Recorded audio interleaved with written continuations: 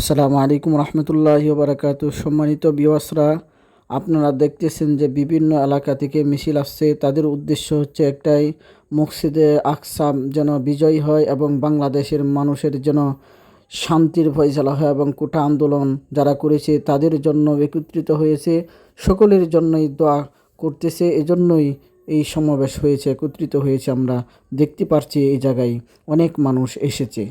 বাংলাদেশের বিখ্যাত আলেম উলামার কাছ থেকে আমরা কিছু কথা শুনি এবং ধৈর্য সহকারে শুনি। চলেন আমরা। মুহাম্মদ রাসূলুল্লাহ সাল্লাল্লাহু আলাইহি সাল্লাম যেখানে সমস্ত নবীদেরকে নিয়ে নামাজ আদায় করেছেন, ইমামতি করেছেন, সেখান থেকে মেরাজের রাত্রে ফিলিস্তিন থেকে সেখানে বাইতুল আকসা থেকে বাইতুল মুকাদ্দাস মসজিদে থেকে ইমামতি করেছেন হযরত জিবরাইল আলাইহিস সালাম। আর আল্লাহর নবীকে বলে দিলেন আজকের ইমামতি সমস্ত নবীদের ইমামতি আপনারই করতে হবে। সুবহানাল্লাহ।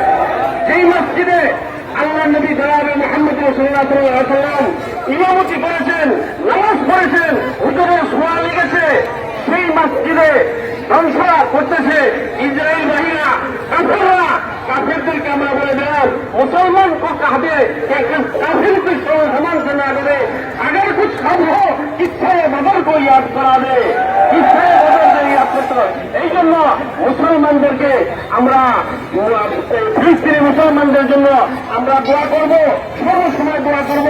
আমরা তো দূর থেকে আমরা কিছু করতে পারতেছি না, আমাদের দোয়া প্রয়োজন, দোয়া দরকার। আল্লাহ রাব্বুল আলামিন যেন ফিলিস্তিনি ভাই বোনদেরকে আল্লাহ পাক হেফাজত করে, আল্লাহ রাব্বুল আলামিন হেফাজত করে।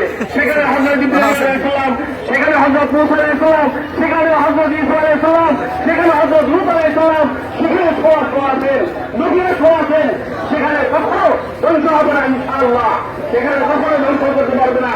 আগামীর জাতি যেরকম ভাবে কাফেরদেরকে ধ্বংস করে দিয়েছিল, এরকম ভাবে কাফেরদেরকে আমরা মুসলমানরা আল্লাহ রাব্বুল আলামিনের সাহায্যে যেন ধ্বংস হয়ে যায়। আল্লাহ রাব্বুল আলামিন সকলের পূর্ণ মঞ্জুর করে। আমিন।